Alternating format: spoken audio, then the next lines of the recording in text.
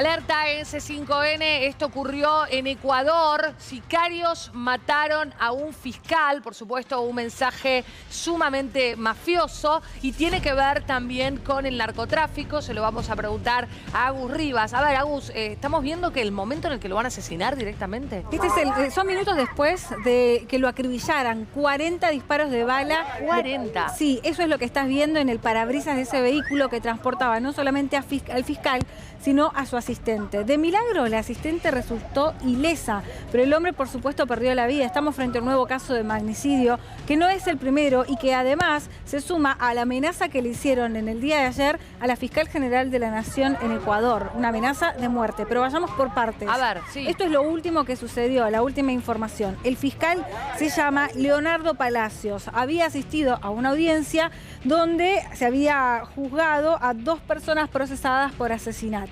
Lo interceptan en la calle, en una zona donde además se estaba investigando también otro delito, y hay sicarios que se acercan en moto, que le disparan y le terminan ejecutando. Reitero que son 40 los registros balísticos que por la pericia que se realizó después pudieron determinar como cantidad de disparos que se realizaron. Increíble. Es una locura, fue un disparo, o 40 disparos, con la intención total de asesinarlo. Sí, de asesinarlo y dejar un mensaje, ¿no? Bastante disciplinador o disciplinante para el resto de los funcionarios judiciales que se atrevan a seguir en esa línea, ¿no? Porque digo, quizá con 10 disparos también lo mataban, pero 40 es una clara señal. Totalmente, totalmente. Y además es interesante esto que mencionás, porque no sucedió cualquier día. Sucedió el día en que la fiscal general de Ecuador recibe una amenaza muy concreta a través de un video. Y esto ha sido un escándalo el día de ayer en Ecuador, porque amanecen con esta información que luego deriva en un comunicado de la Fiscalía, en un mensaje de tuit de Guillermo Lasso, donde habla de que no se puede resistir esta intolerancia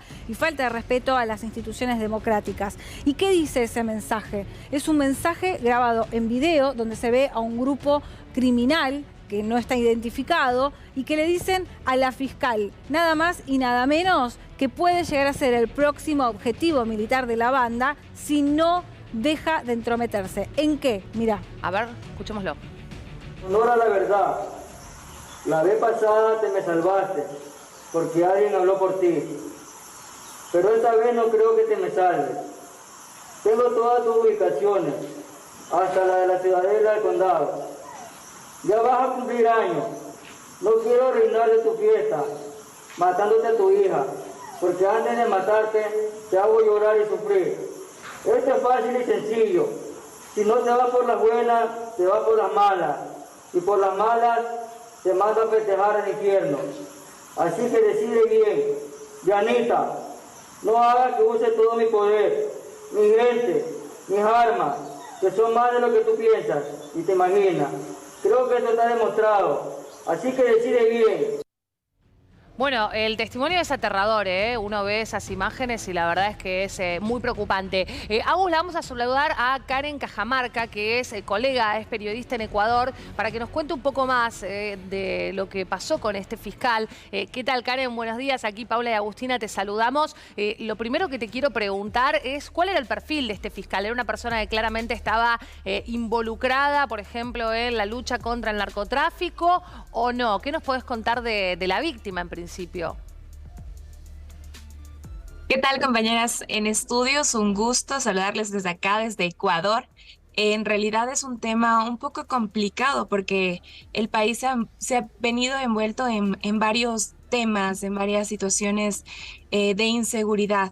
Como tú me preguntas, el perfil más o menos de este fiscal, sí, conlleva a casos de narcotráfico, crímenes que han sido de bandas delictivas, es decir, justamente se dio el día en que la fiscal Diana Salazar justamente ya fue amenazada. Entonces sí existe más o menos como que esta tela de duda en que qué está pasando con las autoridades de Ecuador. Incluso el presidente Guillermo Lasso, a través de un tuit, rechazó ese tipo de actos contra las autoridades, contra funcionarios de su gobierno.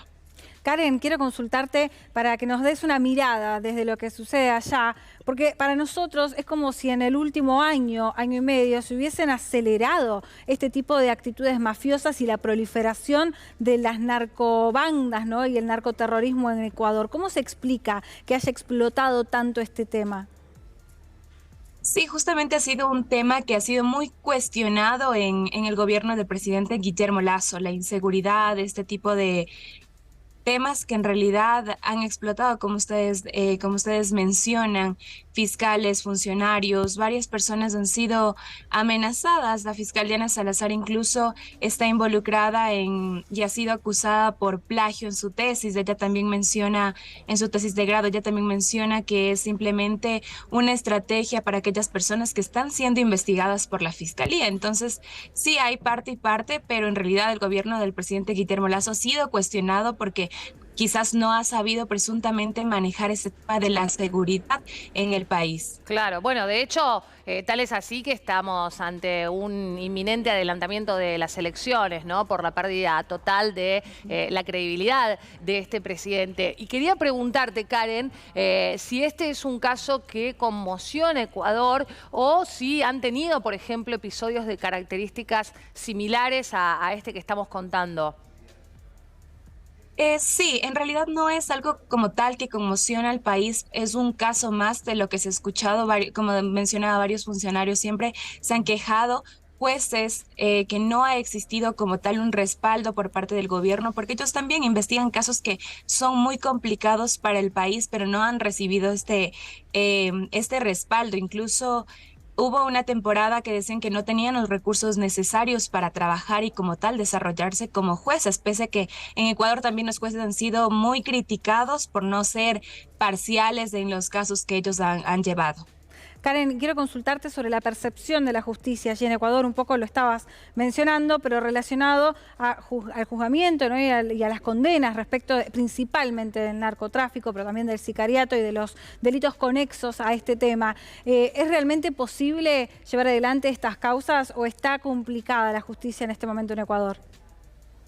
Considero que existe como tal una inestabilidad en el país, específicamente después de la muerte cruzada que también sufrió Ecuador, porque en realidad todas las funciones del Estado se han venido desestabilizando por esta problemática y no únicamente esto, sino que en realidad la justicia como tal no tiene un buen panorama de las cosas, no tiene un buen respaldo por parte del gobierno, entonces como tal no existe estabilidad en el país. Bien, Karen, te agradecemos, gracias por estos minutos con C5N.